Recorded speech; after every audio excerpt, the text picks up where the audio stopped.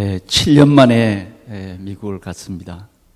한 10여 년 동안 미국 사역을 했는데 7년 만에 가니까 정말 새롭더라고요. 그런데 미국이 크게 변하지는 않더라고요. 그래서 제가 가서 첫날은 맨하탄에서 우리 승진이 렘넌트가 여러 교수들 앞에 이제 졸업 시험을 보는 연주를 하는 그 체크를 받는 날이었습니다. 그 다음 날은 이제 저녁에 집에 오니까 이메일로 그 합격 통지서가 오더라고요. 그리고 이제 그 다음 날은 이제 리사이트를 하는 겁니다. 정해준 강단에서 이제 혼자 연주를 하고 이제 지인들과 교수들이 또 앞에서 그 연주를 90분 동안 연주를 했습니다. 강단은 뭐 우리 교회 정도 되는 좀 큰 강단이더라고요. 맨하탄 한복판에 있는 그 음악학교 강단에서 참 연주를 시작하는데 좀 감격이 됐습니다. 그래서 3번 30분, 30분, 30분 그렇게 해서 90분 동안 연주회를 하고 연주회를 마치고 이제 오신 손님들에게 이제 그 친구들, 지인들에게 이제 식사 대접을 하는 것으로 이렇게 그 마치더라고요. 그 지도하는 교수를 함께 만나서 여러분들에게 카톡에 올린 그 교수분이 지도 교수예요. 그리고 그 반주를 했던 자매는 우리 에덴 장로교회 2부 반주자고 맨하탄 음악대학교 피아노과 박사입니다. 박사학위를 얻은 그러한 유명한 그런 반주자였습니다. 그 주일은 에덴 장로교회 일부 예배를 참석하고 월요일 날은 우리 최원석 선교사가 선교하는 라스베가스를 가려고 계획을 했었는데 비행기를 4시간 정도 타고 가야 되는데 1,000불이 드는 거예요. 그러니까 우리 돈으로 한 100만 원이 좀 넘게 드는 거죠. 그래서 못 가겠다고 전했습니다. 너무 경비가 많이 들어서 못 가겠다. 또 기다리고 있는데 못 가겠다 그랬으니까 참 또 미안하더라고요. 그래서 다시 인터넷을 뒤져 보니까 필라델피아에서 가면 반이면 가겠더라고요. 그래서 2시간 승진이를 보고 태워달라고 해서 필라델피아에서 월요일 날 라스베가스로 갔습니다. 라스베가스 가니까 시간 차이가 3시간 차이입니다. 3시간을 까먹고 가는 거예요. 우리 최원석 선교사가 그 라스베가스 공항에 나왔어요. 뭐 이 라스베가스는 공항에 내리면 바로 그냥 이 일반인이 바로 들어옵니다. 아예 노름을 할 수 있도록 전부 다 돼 있기 때문에 우리 최 선교사하고 만나서 라스베가스의 이제 대학에 전도를 나갔습니다. 참 지금 라스베가스는 엄청나게 덥습니다. 거기는 사막이니까 사막지대를 너무 평판한 사막지대니까 그냥 그런 도시를 만든 겁니다. 그래 호텔로 완전히 문화를 장악하는 그런 향락의 도시. 제가 한 10여 년 전에 그쪽을 한 2번 가면서 참 여기도 복음 전하는 우리 선교사가 있으면 참 좋겠다 했는데 어떻게 우리 최 선교사가 거기 있을 줄은 참 생각지도 못했는데 거기에서 선교 활동을 하고 있는 것입니다. 대학 선교를 나갔는데 저는 깜짝 놀랐어요. 우리 한국 사람들 같으면 더운데 무슨 전도하는 것을 끝까지 다 듣겠습니까마는 그렇지 않더라고요. 그거 좀 그늘에 들어와서 전해도 되는데 가는 사람 붙잡고 나는 어느 교회의 목사다. 그러면서 전도를 하는데 끝까지 듣고 그 다음 이제 가는 거예요. 참 그 현장이 그렇더라고요. 근데 조금 아쉬운 것은 이 렘넌트 현장에 실제적으로 영어를 잘할 수 있는 우리 렘넌트가 있었으면 얼마나 좋았겠는가. 아무래도 우리 최 선교사는 저보고 그러더라고요. 자기는 영어가 너무 딸려서 제대로 복음은 전하는데 양육을 못 하겠다는 거예요. 영어가 딸려서. 그래서 그런 렘넌트 한 사람만 있어도 참 좋겠다고. 그래서 한 2개 대학을 그렇게 그 무더운 날씨에 나가서 했습니다. 그리고 이제 또 우리 교민들이 있는 상가에 가서도 그렇게 복음을 전했습니다. 그리고 우리 최 선교사는 보니까 처음에는 고생을 참 많이 했더라고요. 굉장히 고생을 많이 했는데 전번 그 선교 대회 때 우리 교회에 왔을 때까지만 해도 고생을 많이 하고 너무 핍박이 심하고 그렇기 때문에 힘들었는데 가던 날 어떤 지인을 통해서 한 여자 선교사를 이렇게 소개를 받았는데 그 선교사가 그 라스베가스에 선교를 하다가 대학생 때 굉장한 어려움을 당한 거예요.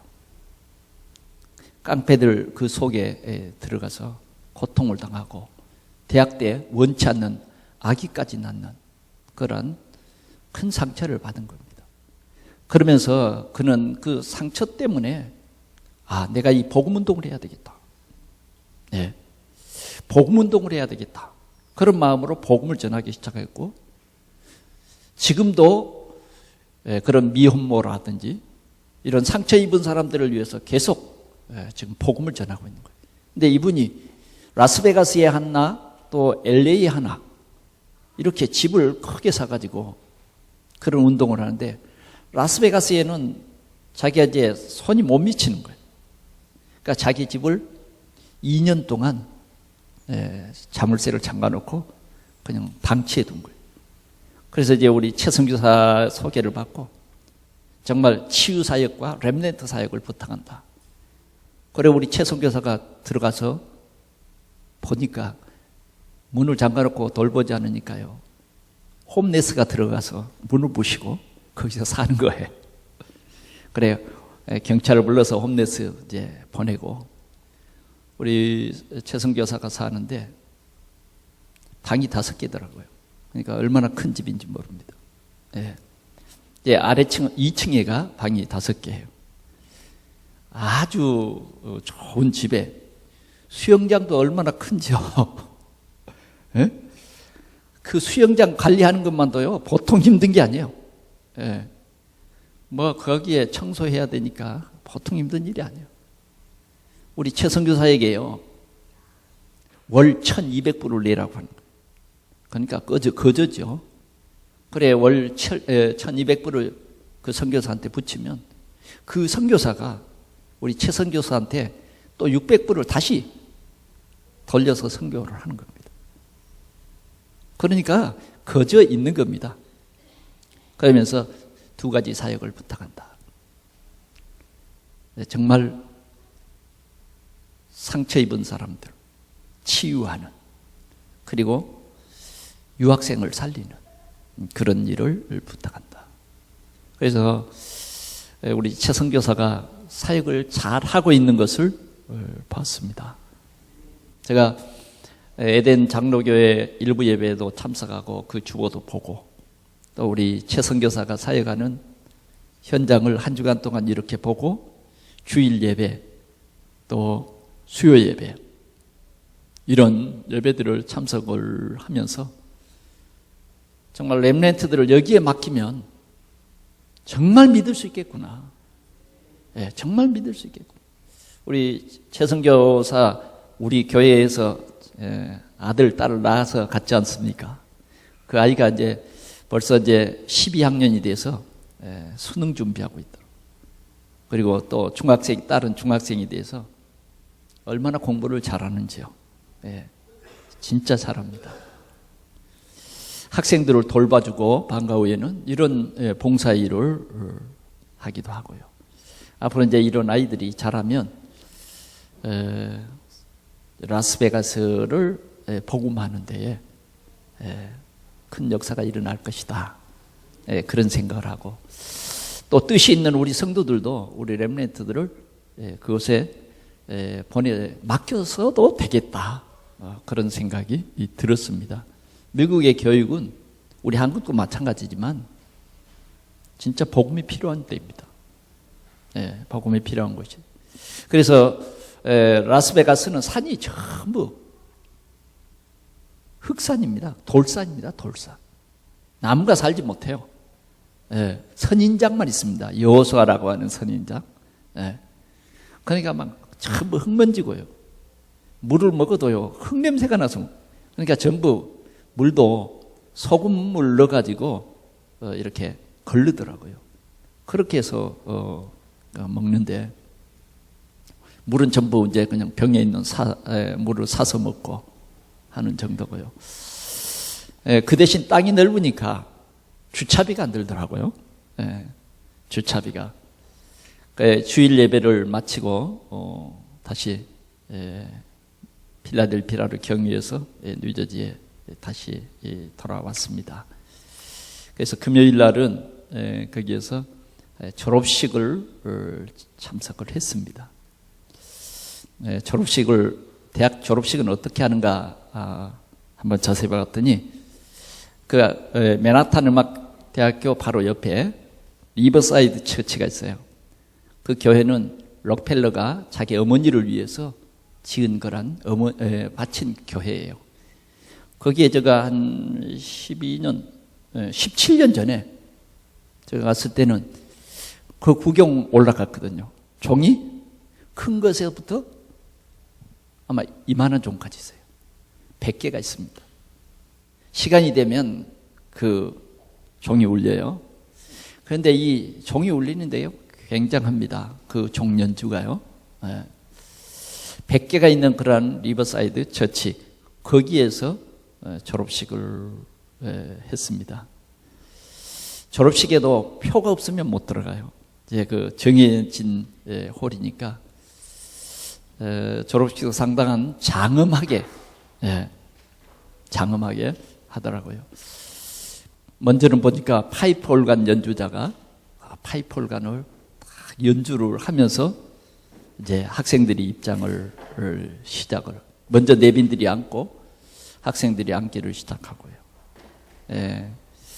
그래서 대학생들, 그다음 석사, 그다음 박사, 그다음 명예박사 이런 순으로 쭉 자리를 앉고 아예 명예박사들은 강단 위에 올라가더라고요.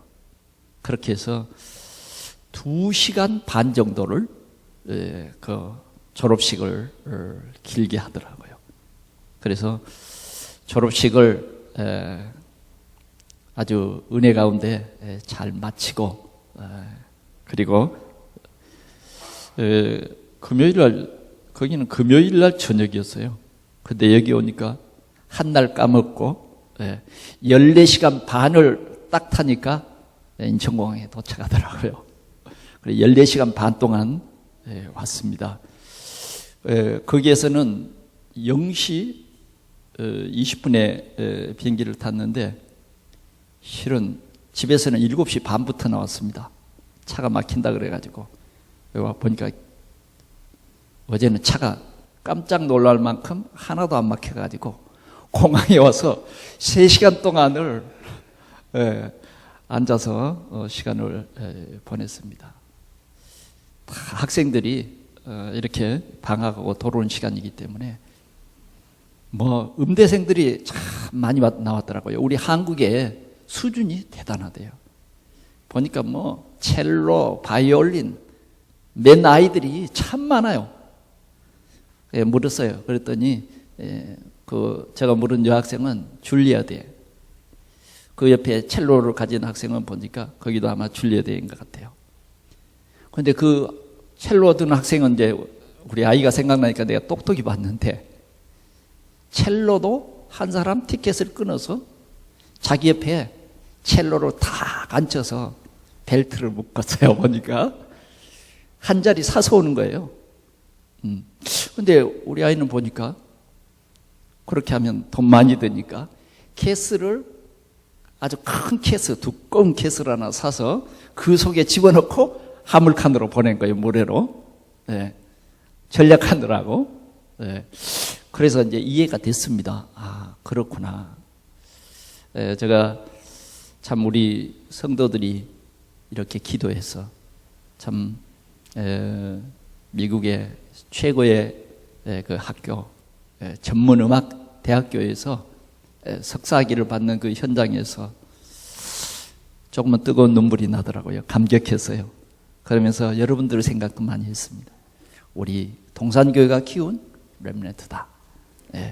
제가 이번 이렇게 미주 지역을 서부 동부를 이렇게 오가면서 우리 동산교회가 키운 선교사, 우리 최원석 선교사가 군대 제대하고 우리 교회에 와가지고 청년회장이 되고, 그 청년들이 1월 1일 0시부터 금식 철야기도를 릴레이로 했어요. 그러면서 우리가 지금 문화센터 세운 여기에 교회를 그 해에 시작을 했습니다. 그 해에 건축을 시작했어요.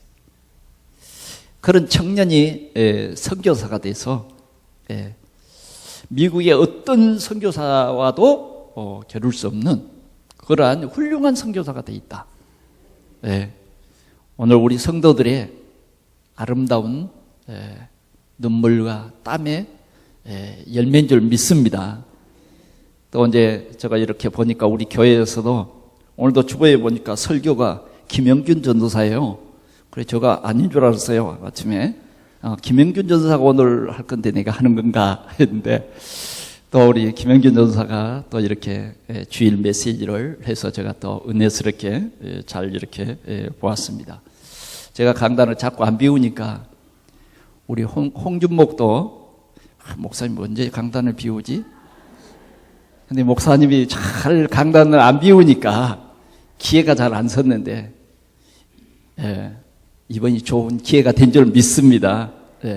그래서 여러 가지로 하나님 앞에 감사하고, 오늘은 스승의 주일로서 디모데후서 2장 1절에서 9절 말씀을 통해서 함께 은혜 받기를 원합니다. 훌륭한 교사는 누구냐? 훌륭한 교사는, 최고의 교사는 예수 그리스도입니다. 예수님은 어느 날 저 갈릴리 어부들, 교육의 혜택도 잘 받지 못하고 생활고에 시달려서 밤이면 저 바닷가에 가서 그물을 던져 고기를 잡고, 낮이면 그물을 깁고, 그리고 모자란 잠을 조금 자고, 또 오후 되면 그물을 배에 싣고 갈릴리 바다를 로를 저어서 던지며 그 고기 몇 마리를 잡아서 생계를 이어가는 그 어부들을 향해서 주님은 나를 따르라, 내가 너희로 사람을 낚는 어부가 되게 하리라. 어부가 되게 하리라. 교육은 바로 이런 것입니다.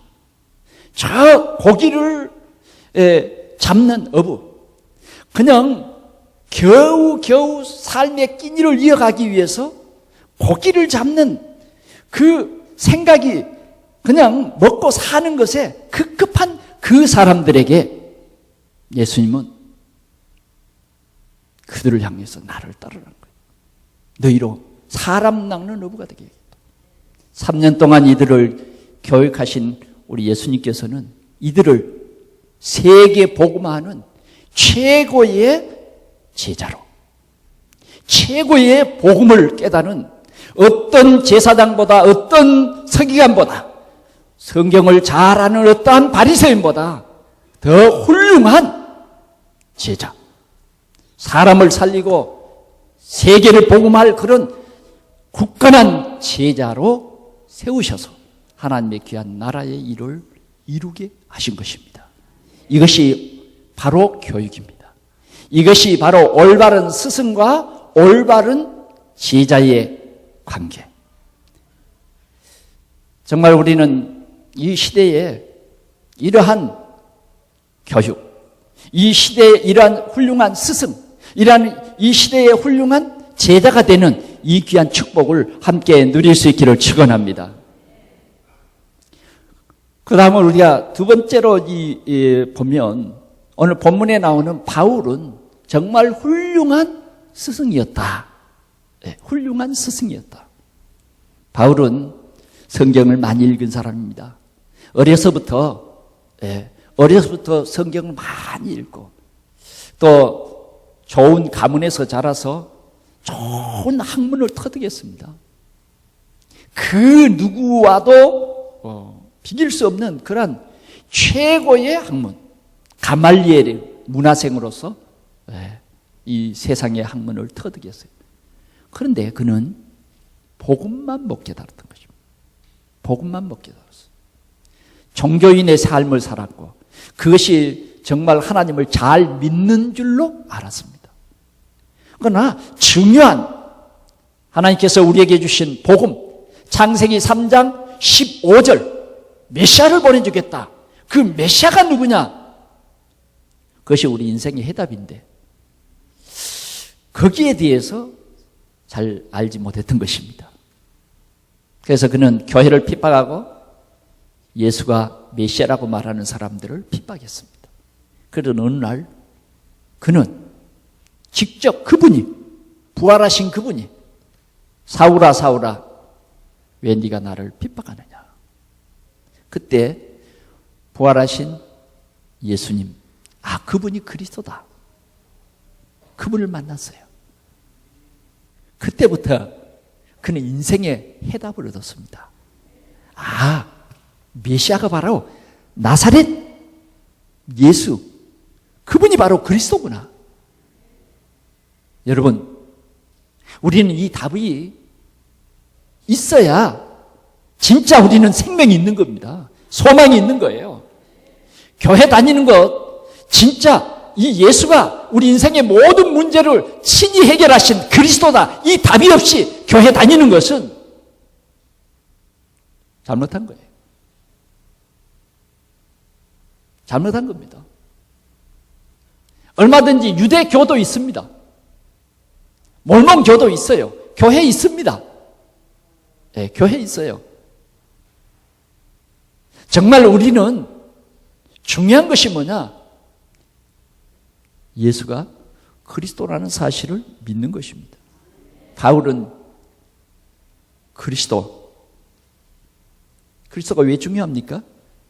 그리스도는 모든 여러분들이 가지고 있는 문제, 해결할 수 없는 여러분들의 가정의 문제, 자녀의 문제, 가문의 문제, 우리의 과거의 문제, 그리고 현재의 문제, 미래의 모든 문제를 해결하는 유일하신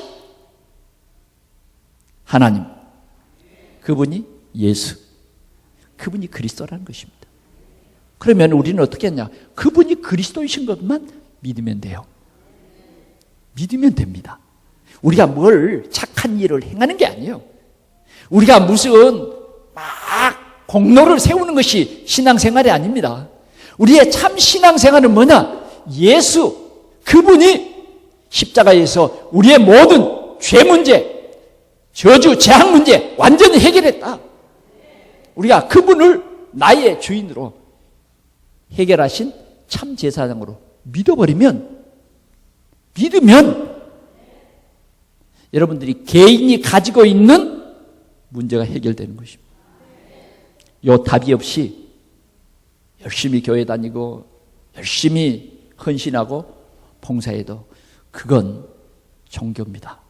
여러분들의 마음의 위안은 받고 여러분들에게 조금은 될는지 모르지만 구원을 받고 정말 여러분들의 가문의 문제, 가정의 문제는 절대로 해결되지 않는 것입니다.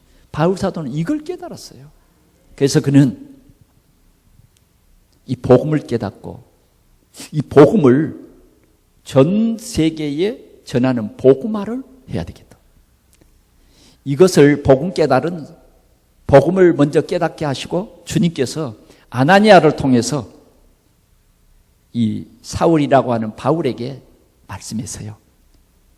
바울아, 네가 어제 만났던 그 예수님이 너를 이스라엘과 이방인과 임금들과 이스라엘 백성들에게 이 복음을 전할 택한 그릇이라고 나에게 나를 통해서 너에게 전달하게 하셨다. 아나니아라는 사람은 바울 사도에게 이걸 전달했어요. 이 전달을 받은 바울 사도는 이 전달받은 이 언약을 굳게 붙잡고 자기의 생명을 조금도 귀한 것으로 여기지 않냐고 이 복음 전하는데 힘썼던 것입니다. 그러면서 바울은 어떻게 했느냐? 각 회당 가는 마을마다 회당에 들어가서 이 복음을 가르치기 시작했어요. 전하기 시작했습니다. 내용이 뭐냐? 나사렛 예수가 하나님이 우리에게 약속하신 창세기 3장 15절의 그 메시아다. 우리가 그 메시아 예수 그리스도를 영접하면 하나님의 자녀되는 약속이 이루어진다. 이 복음을 가르치기 시작한 것입니다. 그는 고린도전서 11장 1절에도 보니까 나는 그리스도를 본받는 자 되었다. 너희는 나를 본받은 자가 되라. 이렇게 그는 제자 운동을 한 것입니다. 오늘 우리는 이 스승의 주일을 맞이해서 정말 이러한 우리 동산교회 모든 성도들은 참 복음을 전하는 제자를 키우는 스승들이 되시기를 축원합니다. 오늘 우리가 먼저 사회와 스승입니다. 이 사회의 제일 좋은 스승은 누구냐? 부모입니다. 부모. 좋은 제자는 누구냐? 우리 자녀들이에요.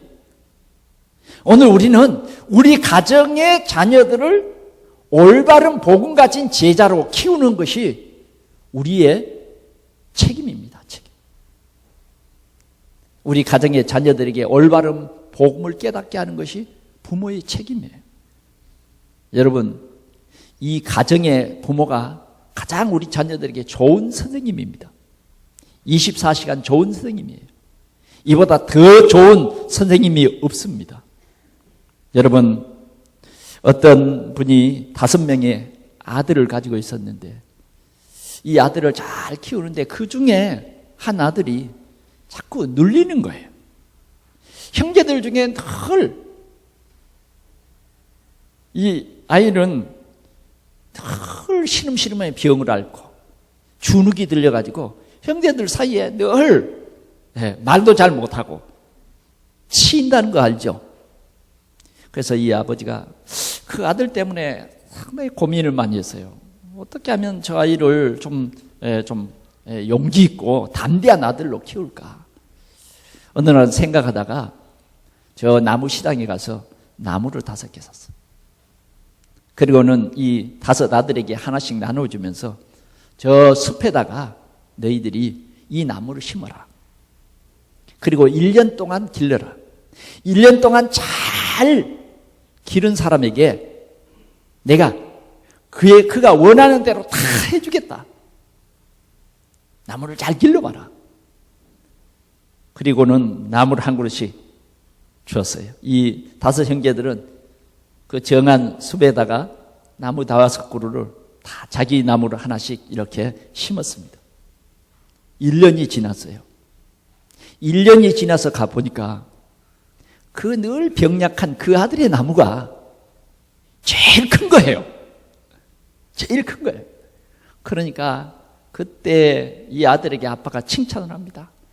야, 어떻게 너는 이렇게 나무를 잘 길렀느냐? 내가 약속한 대로 네가 원하는 대로 다 해주겠다. 네가 원하는 대로 다 해주겠다. 그러면서 막 칭찬해줘. 용기를 북돋아주고. 그러면서 너는 나무를 잘 기른 거 보니까 앞으로 훌륭한 식물학자가 되겠구나. 그리고 칭찬한 거예요. 그래, 늘 용기를 잃고 늘 눌려서 살던 이 아들이 너무너무 그날은 기분이 좋고 잠이 안 오는 거예요. 밤새도 자기가 심은 나무가 왜 형제들 나무보다 더 컸는지 너무너무 기분이 좋고 세상에 태어난 기분이 바로 이런 것이구나. 잠을 이룰 수가 없었어요. 그래서 새벽에 자기가 심어놓은 그 산에 다시 가본 겁니다. 가서 이렇게 나무를 보니까 새벽에 어떤 분이 물조루를 가지고 자기의 그 심은 나무에다가 물을 주고 있는 거예요. 보니까 아무도 몰래 아버지가 그 병약한 그 아들에게 소망을 주고 자신감을 심어주기 위해서 물을 주는 거예요. 아들들 모르게 이런 새벽에 가서 그 병약한 그 아들의 나무에다가 계속 물을 주고 있었던 것입니다.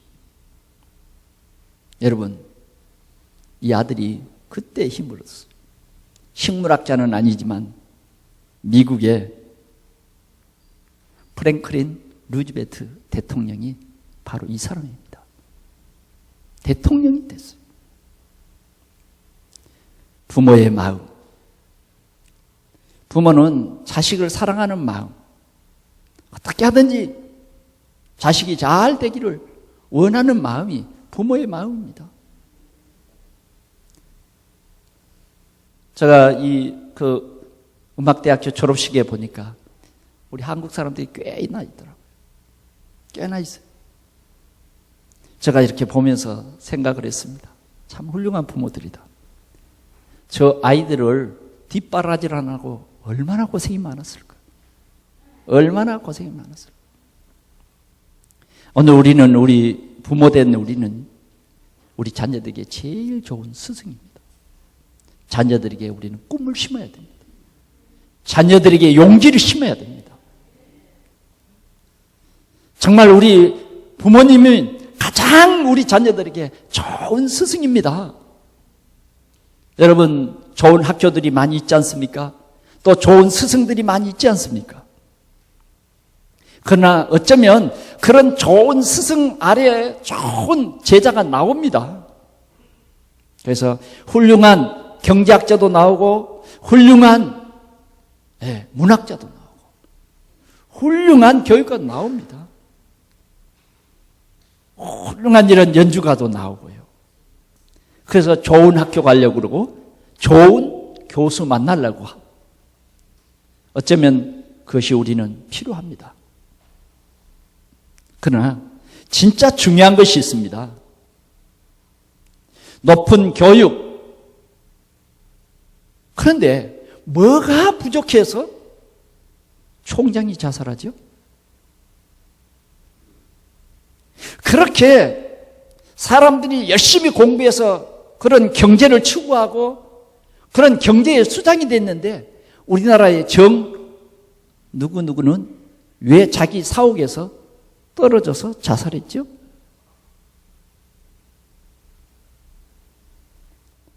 여러분, 그렇게 사람들은 지식을 꿈꿉니다. 교수가 되어봤으면, 우리 자녀가 교수가 됐으면 그러지 않습니까? 정말 우리 자녀가 박사의 가운을 입고 그 총장이 이 가운을 입혀주는 그런 때, 그리고 그런 자녀가 교수가 된다고 하면 여러분 더할 나위 없겠지 않습니까? 그런데 왜 교수가 자살하죠? 시장이 자살을 하고 왜 이렇게 자살합니까? 여러분, 좋은 교육도 우리는 이 사회를 살아가는 데 꼭 필요합니다. 그러나 하나를 몰라서 그렇습니다. 하나를 몰라서 자기 한계에 도달한 것입니다. 그게 뭐냐? 보이지 않는 사단. 보이지 않는 사단. 세상의 교수들은, 세상의 학문은 다른 것은 다 가르치는데 하나를 못 가르쳐. 그 하나가 뭡니까? 영적 사실, 사단을 몰라요. 여러분, 우리 후대들이, 우리 자녀들이 연예인이 되기를 꿈꿉니다. 연예인.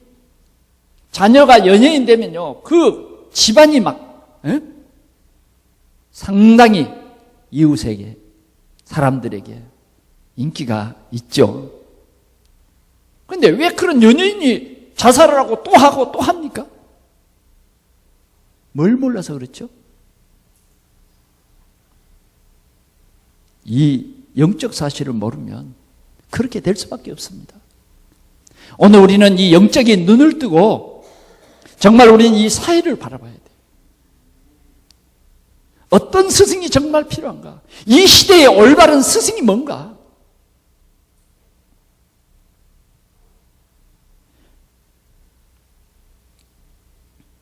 오늘 우리 동산교회는 렘넌트를 키우는 그러한 스승과 제자, 렘넌트를 키우는 스승과 제자. 오늘 바울 사도는 보니까 복음을 이해한 최고의 스승입니다.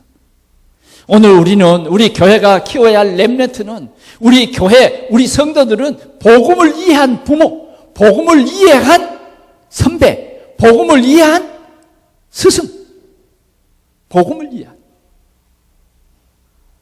정말 우리 동산교회 주일학교가 참으로 중요합니다. 왜 중요합니까? 세상의 학교가 복음을 가르치지 못할지라도 오늘 우리 주일학교를 통해서 정말 이 올바른 복음이 우리 렘넌트들에게 전달이 된다고 하면, 그 복음의 뿌리가 우리 자녀들에게 올바로 심어진다고 하면, 그러면 오늘 우리 자녀들은 행복할 수가 있습니다. 오늘 우리는 이 복음 운동해야 됩니다.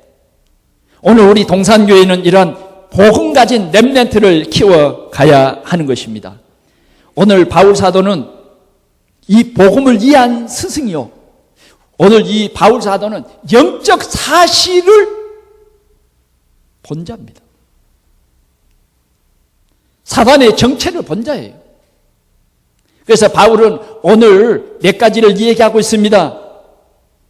바울은 여기에 보니까 제자를 어떻게 키웠느냐, 오늘 디모데라고 하는 이 제자를 자기의 아들로, 내 아들아, 내 아들아. 오늘 우리는 우리의 제자를, 우리의 렘넌트들을 꼭 내 몸에서 태어난 렘넌트가 아니다 할지라도 우리는 우리 교회 안에 렘넌트, 또 교회 밖에 자라는 이러한 후대들을 보면서 내 아들아, 아멘? 내 아들아. 여러분, 아들을 하나씩 키우십시오. 아들은. 어쩌면 우리 한국은 경제 수준이 많이 높아졌어요.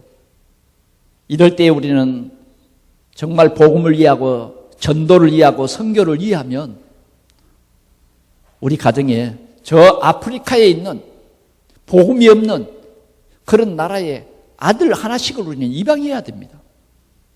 꼭 우리 집에 데리고 와서 입양하는 게 아니라 진짜 그들이 올바르게 복음 안에서 자랄 수 있도록 조금만 후원하면요, 이 복음의 아들을 키울 수가 있습니다. 오늘 바울은 디모데라고 하는 이 사람을 내 아들아, 그리고는 제자로 키우는 것입니다. 어떻게 키웁니까? 여기에 보니까 그리스도 예수 안에 있는 은혜 속에서 강하라. 그리스도 예수 안에 있는 은혜 속에서 강하라. 그리스도 예수가 뭐냐? 바로 복음입니다. 우리가 그리스도 예수를 이해하지 못하면 신앙생활이 헛것입니다. 진짜 그리스도 예수가 이해되어 버리면, 그리스도 예수가 나의 그리스도 되어버리면 우리 자녀들은 완전 답을 얻은 것입니다. 우리는 이것이 올바른 스승과 올바른 제자가 꼭 소통해야 될 가장 중요한 비밀인 것입니다. 오늘 우리는 우리 자녀들에게 이 그리스도의 복음이 뿌리 내리게 해야 된다고. 그래서 바울 사도는 가는 곳곳마다 이 복음 전하기 위해서 해당을 분명히 찾아서 우리 동산교회 주일학교가 참으로 중요합니다. 우리 주일학교 우리 교사들은 정말 가장 좋은 복음 가진 교사들이 되시기를 축원합니다. 여러분들은 그런 교사임이 틀림이 없습니다. 세상에 훌륭한 교수들도 할 수 없는, 여러분만이 할 수 있는 이 일이 바로 복음 전하는 교사인 것입니다. 여러분들은 정말 훌륭한 교사들이에요. 우리 동산 어린이집에 수고하는 우리 권사님, 집사님들도 훌륭한 교사입니다. 정말 이 아이들에게 어려서부터 성경을 알고 어려서부터 복음 깨닫게 한다. 여러분들은 가장 소중한 일을 한 것입니다. 정말 이 복음의 뿌리가 내리면 되는 것입니다. 바울은 몇 가지로 교육을 했어요. 첫째는 바울 사도는 뭐라 그랬냐? 너는 그리스도 예수의 군사가 되라 그랬어요. 군사가 되라. 우리 신앙생활은 뭐냐? 영적 싸움입니다. 영적 싸움. 누구와 싸움입니까? 사단과 싸움입니다. 사단은 보이지 않게 문화 속에서 우리를 넘어뜨리고 있어요. 그래서 우리는 영적인 눈을 뜨지 않으면 이 세상 문화를 이해하지 못하고 세상 문화 속에 빠져버린 것입니다. 적어도 우리는 우리 렘넌트들에게 영적인 군사로 키워갈 수 있기를 축원합니다. 다윗은요, 어려서부터 복음이 이해됐어요. 그리스도가 이해됐습니다. 그리스도의 능력이 이해됐어요. 그래서 그는 그리스도로 충만했어요. 그리스도면 충분하다 이렇게 고백했어요. 어느 날은 다윗 앞에 골리앗이 나타났습니다. 그럴 때 다윗은 그 골리앗을 보고 뭐라 그랬느냐? 너는 칼과 창과 단창으로 내게 온지만 나는 네가 모욕하는 이스라엘의 하나님 만군의 여호와의 이름으로 네게 간다. 다윗은요, 만군의 하나님, 만군의 여호와 이스라엘의 하나님의 이름으로 간다. 그리스도 이름이면 충분하다. 나는 갑옷도 필요 없다. 나는 칼도 필요 없다. 너무너무 다윗이 볼 때는 골리앗이 가소로운 거예요. 골리앗이 든 그 칼이 세상을 정복할 것으로 골리앗은 알고 있는 거예요. 골리앗이 가진 그 방패가 모든 것을 자기를 지켜줄 줄 알고 있는 착각을 하고 있는 것이 보여진 거예요. 다윗은 너무너무 이 골리앗이 불쌍하고 가소로운 것입니다. 오늘 우리 렘넌트들에게요, 이걸 심어줘야 된다. 다윗의 형들은요, 달랐어요. 똑같이 하나님을 믿지만 다윗의 형들은 이 골리앗을 보고 무서워서 벌벌 떨고 굴 속에서 나오지도 못했다고. 40일 동안 막 주야로 골리앗이 욕을 퍼대고 말이죠. 막 유협하는데 숨었어요. 오늘 다윗은요, 목동의 옷으로 칼도 가지지 않고 물맷돌 가지고 가면서 그는 조금도 두려워하지 않고 달려갔습니다.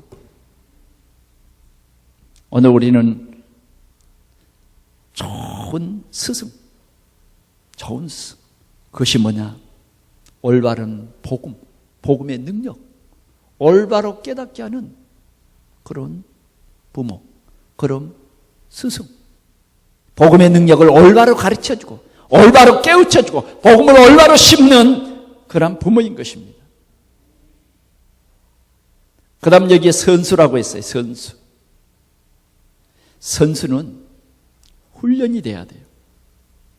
훈련이 없는 선수는 훌륭한 선수가 되지 못합니다. 여러분, 뭐 스케이트를 잘 타고 누굽니까? 그러나 훌륭한 선수가 그냥 된 거 아니에요. 에? 연습할 때요, 어떻게 합니까? 막 20kg 되는 그런 역기를 들고요, 다리통, 끊임없는 훈련이에요. 오늘 우리는 우리 자녀들이 복음 가진 최고의 제자, 우리 자녀들이 어떤 교수가 되어도 복음 가진 제자, 어떤 경쟁이 돼도 복음 가진 제자. 먼저는 복음 깨달은 사람이 돼야 돼요. 그래서 우리 자녀들이요, 진짜 훌륭한 선수, 훌륭한 서밋에 서려고 하면 그리스도라고 하는 이 비밀을 가져야 돼요. 그리스도. 그리고 하나님 나라, 하나님이 함께하는 나라, 하나님이 다스리는 나라, 그 다음 성령 충만, 힘이에요. 힘. 하나님이 주시는 힘. 이것을 체험하도록 도와주는 거예요. 그래야 훌륭한 자녀가 태어나는 것입니다. 세상의 문화는 여러분들의 자녀들을 가만 놔두려고 하지 않습니다.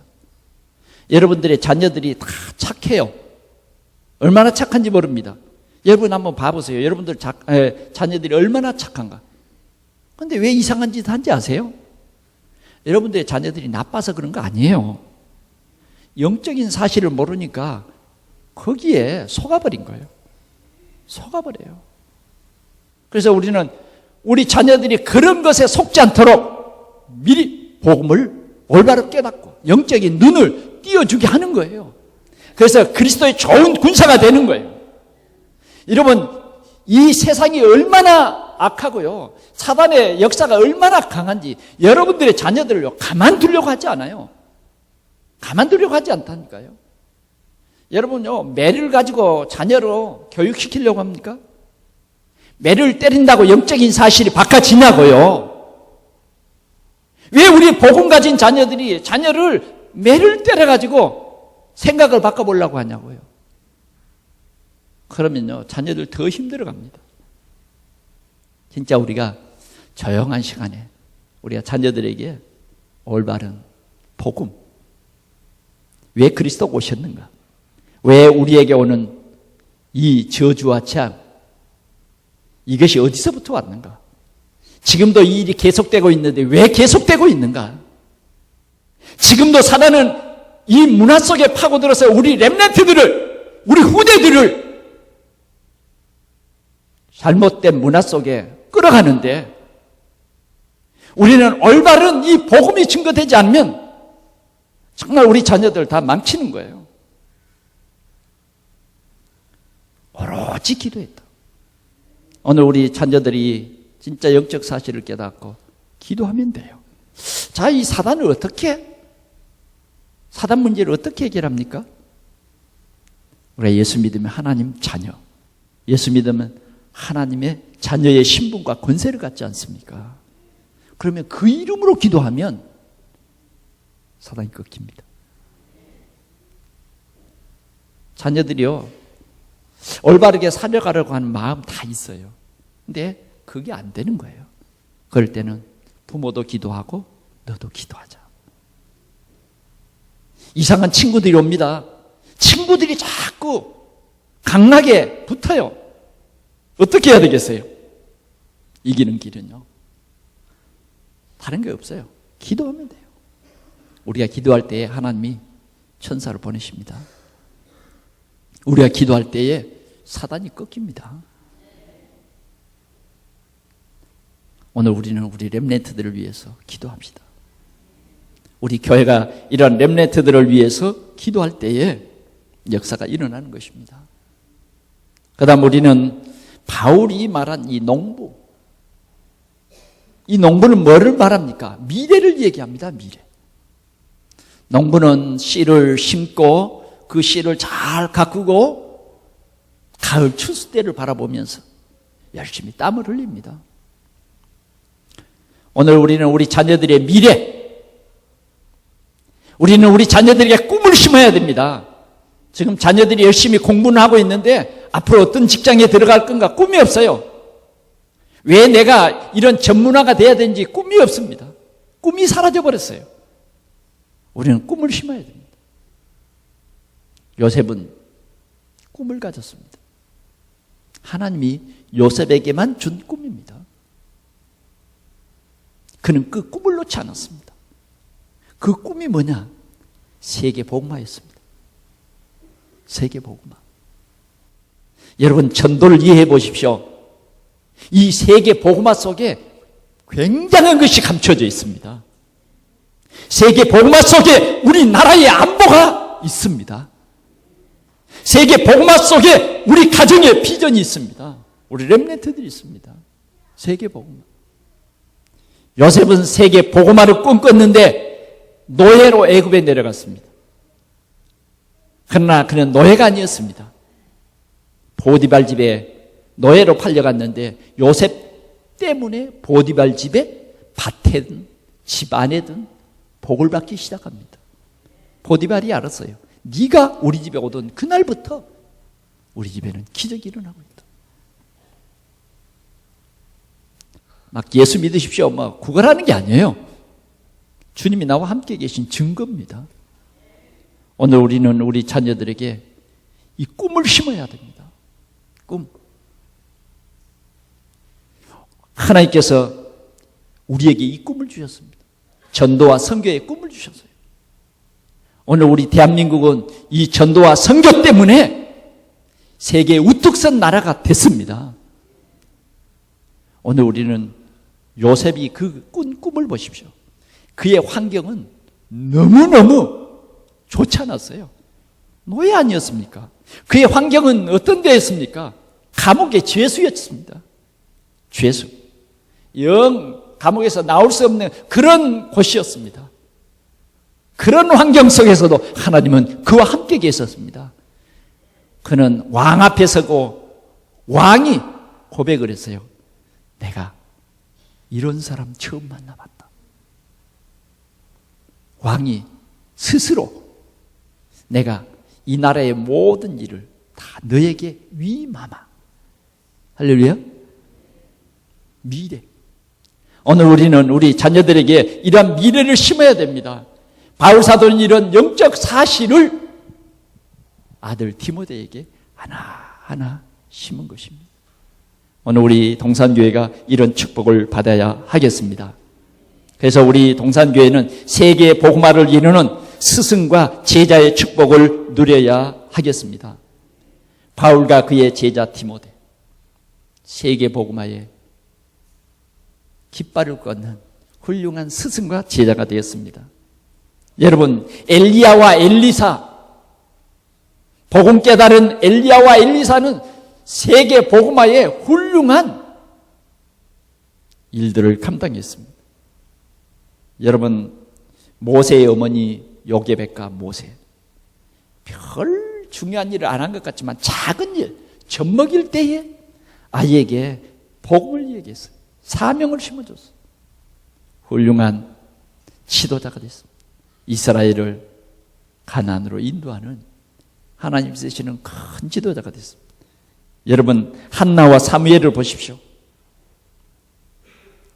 그 어머니의 그 기도로 사무엘은 그 민족의 정말 너무 아프고 힘든 그러한 모든 일들을 완전히 해결했습니다.